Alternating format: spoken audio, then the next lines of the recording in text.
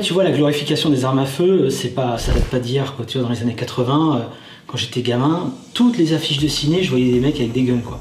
Moi, mes héros, c'était Stallone et Jean-Paul Belmondo. Il n'y a pas une affiche de Jean-Paul Belmondo où il n'a pas minimum un gun dans les mains ou un flingue à la ceinture. Et tant que gamin, ça me fascinait. Je dessinais des mecs avec des flingues, quoi. Et c'était pas tant pour l'objet de destruction ou de mort, quoi. C'était plutôt pour l'objet graphique.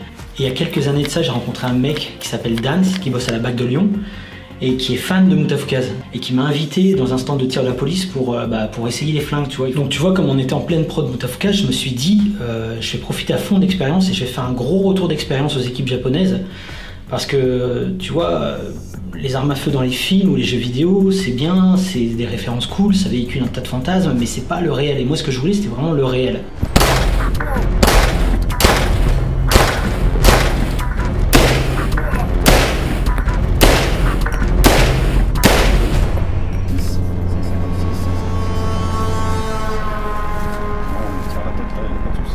T'as visé la tête aussi?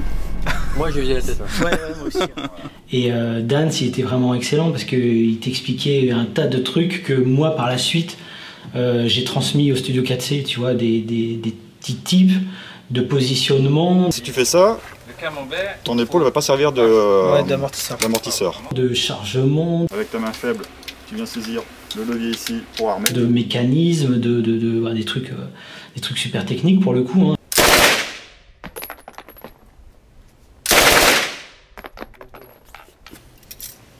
Donc, tu as fait ce qu'il fallait pas faire, mais c'est pas assez évident. Non, mais c'est pas évident. Voilà. Mais si tu tiens ton arme super fort et que tu regardes pas où tu vises, ça sert à rien. Ouais. Donc le but, sur un tir, et même pour un tir en rafale, il faut toujours viser. Alors partons du principe qu'il faut que je tienne mon arme et que mon arme va monter, tu es sûr que tu vas obtenir effectivement ce résultat. Ouais. Alors mécaniquement, je reconnais que sur des armes comme la Kalash, au bout d'un moment, tu as beau viser... Tu tombes. Tu tombes. Ah ouais, carrément. Ah ouais. Là c'est du 9 mm, donc c'est facile. Relativement. Ouais. Après ça, j'ai beaucoup discuté avec Pitch, qui était le sound designer en chef, pour rendre ce côté vraiment brutal d'un claquement d'arme à feu. Tu vois, quand tu rentres dans un stand de tir, c'est juste, quand tu entends une déflagration de flingue, t'entends vraiment l'air qui se déchire dans tes oreilles. Et ça, je voulais qu'on arrive à rendre autant que possible cette sensation dans le film.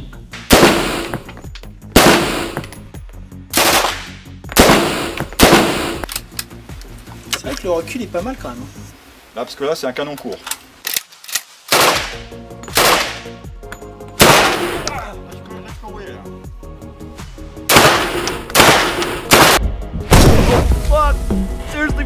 Chaque arme a son identité sonore propre. Tu vois, une Kalash ou une M16, un AR-15, ça sonne pas pareil. Et jusque dans les douilles, moi avec Pitch, je lui disais, mec, il faut absolument que même dans les douilles, on entende de quelle arme il s'agit, tu vois.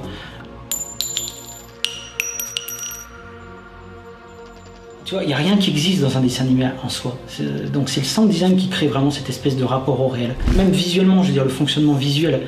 Moi souvent je disais à Nishimi-san, voilà, une fois que le chargeur est vidé, il faut que la culasse soit rejetée en arrière et qu'elle reste bloquée. Tu vois, dans beaucoup de films, je vois qu'à un moment donné, le mec, il a plus de balles par exemple, et il se passe rien, juste ça fait clic-clic, et tu vois, la culasse est pas rejetée en arrière. C'est un détail, ok, mais moi ça me sort complètement du film. J'y crois pas à son arme, et du coup je sais que le mec en face est pas en danger, et du coup ça me ramène au fait que c'est un film. Alors ok, je l'avoue, ça peut paraître fétichiste, et ça l'est certainement. Mais ce qui comptait vraiment pour moi, c'était l'importance du détail, de manière à ce que tout ait l'air crédible. Moi dans le film, je voulais une scène avec un M82 parce que c'est vraiment le fusil qui fait fantasmer les joueurs de jeux vidéo, tu vois. Et tirer au M82 dans un jeu vidéo, tout le monde l'a déjà fait. Tu vois, t'as ta petite manette qui vibre, c'est cool. Mais le réel, c'est vraiment différent. Déjà rien que la douille, mec, elle est plus grosse qu'un tube de rouge à lèvres. Déjà ça te donne un peu l'idée du truc. À la base, c'est fait pour dézinguer des hélicoptères ou des radars, tu vois.